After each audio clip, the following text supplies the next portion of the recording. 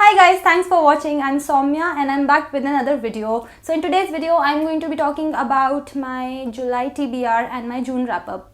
If you are a book lover, then you should definitely subscribe to my channel Saumya's Bookstation because I make loads of bookish content on this channel, and also do not forget to press the bell icon so that every time I post a video you get notified, and please do like my video and share it. So guys, as I told you, I'm going to talk about the books that I read in the month of June and the books that I'm going to read in July. So as we all know that half of 2019 is already over. Tell me in the comment section how has your 2019 been so far. I really want to hear from you guys. My 2019 so far has been bittersweet. There have been some good things in my life, but there have been some things that I've had to kind of, accept. I didn't really want them to happen, but they did. My rating for 2019 so far is 3.25 stars out of 5. Let me know in the comment section what your ratings are. I love to hear from you. So let's get started. So I will start with my July TBR, and the first book on my TBR that I'm very excited to read is Clouds by Chandrahas Chaudhary. I got to know about this book because of the JCB Prize for Literature 2018. This book has a very fascinating synopsis, and it's a story that has two characters mainly. They have different storylines, but I don't know if their stories are going to converge or not. So what really attracted me towards this book is the story of Farhad. So Farhad is a Parsi psychotherapist, and he is on the verge of turning 42, and he's also on the verge of saying goodbye to Bombay, and he is about to move to San Francisco. So he basically makes a farewell parade across Bombay in his vintage Maruti 800, which he has named Zelda. And as he's about to leave Bombay, maybe love is going to finally enter in his life. Another character in the story is that of Rabi, who is a youth from the cloud community of Odisha, and he finds himself in a situation where he becomes the caretakers of two old cranky Odia Brahmins. I'm actually more interested to read Farhad's story. Let's see how this book turns out for me. The second book on my TBR is the one that I'll pick up real soon, and that is a review copy, which is Who Stole My Job by Sunil Mishra. So this story is about an IT company called Creative Tech, which used to be a very successful IT company in the past 2 decades, but recently the success has started faltering, and so a new American CEO is hired. His name is Marshall Scott, and he starts making transformations in the work culture of Creative Tech. So he starts with a lot of enthusiasm, but his results are not so rosy. So in this story, it is shown that this transformation is met by a lot of disenchantment from the employees, and a mid-level manager realizes the implications of this change. So the story is about how and whether Creative Tech is able to face this challenge. This is a story about basically changing with times. The next book is Rebirth Smoke. Now this is the second book in the IB's trilogy, and the first book, Sea of Poppies, I had read in 2018. So it's been almost a year that I am going to pick up the second book now, and the reason that I had not picked it up was that my TBR was overwhelming, yes, but this book is kind of intimidating, because it's quite lengthy and the font is also not exactly big. That's the only reason that has stopped me from picking it up. Sea of Poppies was a book that I had largely liked, but I cannot deny that it was also quite lengthy, took up a lot of my time, and this year so far I have not had that much time on my hands to pick up a book that would require a lot of attention from my side. Anyway, this book takes the story of Sea of Poppies forward, and in this story I think we'll be introduced to the people from two other ships apart from the IBs, as the back cover says, the Anahita and the Red Ruth.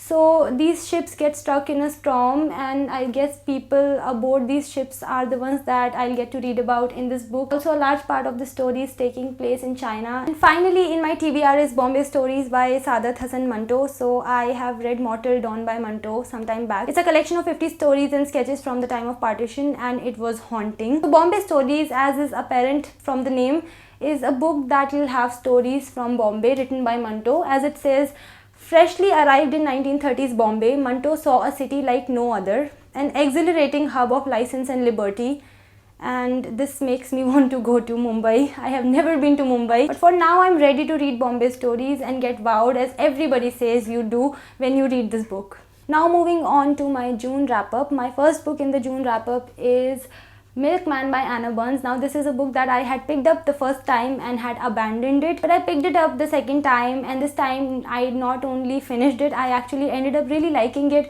Although, as I've said before, I'll say it again, the writing style of this book is kind of tiresome because of ultra long sentences, and also because the author tends to digress a lot. She starts talking about one thing, then she starts narrating another incident completely that goes on for 2-3 pages, and then she comes back to her original point. But apart from that, this is a very powerful story. In the story, nobody has been named, the city has not been named, the characters have not been named, but after reading up about this book, I got to know that the story in this book is taking place in the northern Ireland of the 70s amidst the political and religious tensions, and the story mainly talks about an 18-year-old girl being stalked by a much older man, and the fact that makes it more difficult for her is that her stalker is a prominent political figure, so she's not able to do anything. Also, she lives in a highly judgmental society where nobody believes her, everybody automatically assumes that she is the one in the wrong. This girl is followed by her stalker, who although doesn't touch her, but he imposes his presence on her time and again, thus isolating her, suffocating her. It's very effective. It gets very darkly funny also at times. The next book is Prisoner of Yakutsk by Shreyas Bhave. So I have also reviewed this book separately in a video on my channel, so I'll leave the link for that video in the description box. So this book is actually historical fiction and also a thriller, and it is based on a conspiracy theory about the death of Netaji Subhash Chandra Bose. So publicly, it is believed that he died on 18th August 1945 in a plane crash in Taiwan. But according to the conspiracy theory on which this book is based, he did not really die, but he survived, and he was captured by the Soviets and was imprisoned in the cell number 45 of Yakutsk prison in Russia. So this book is basically a blend of facts and fiction, and some characters have been introduced to carry the story forward. So this book has two parallel storylines. One is taking place just after independence, when Anish Singh and Rupali Singh are sent by Indian government on a secret mission to find out about what happened to Netaji. And the other storyline is taking place in the present day world, in which a man named Jai Ras Bihari goes on to find out about what happened to his grandparents, who were none other than Anish and Rupali Singh. So basically these two storylines converge. For the most part, I really like this book. It is based on a very unique topic, and also it has been written well, but there were some issues that I did have with this book. If you want to know in detail what I thought about this book, you can check out my review. The next book is Fierce Fairy Tales and Other Stories to Stir Your Soul by Nikita Gill.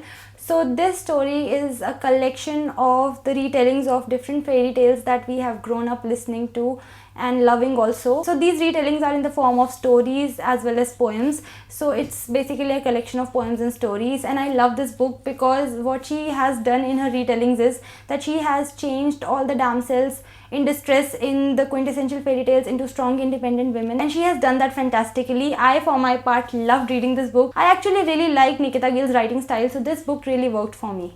And finally, I have Fertilizing the Universe by Veer Singh. So this one is also a book that I had reviewed on my channel. I'll share the link of the review video in the description box. So this book is non-fiction, and it proposes a new theory of evolution that exceeds the theory of natural selection by Charles Darwin. So the one thing that this book focuses on is that how light is important for the existence of life in the universe, and how the existence of life on Earth is the attribute of the entire universe itself. So it basically proposes a theory of evolution of life beyond Earth. Now honestly, this book was very illuminating and enlightening, and also somewhat challenging. So I took quite a lot of time with reading this book, but I got to know about something new. This book also has quite a few poems here and there to explain the concepts that Professor Veer Singh talks about in this book. So that was it for my today's video. That was my June wrap up and my July TBR. I hope you liked it. If you want to get your hands on any of these books, then please do consider getting them from my Amazon link. It will be really helpful. So that was it. If you want to connect with me on my social media, the links are in the description. I'll see you in my next video very soon. Till then, bye bye.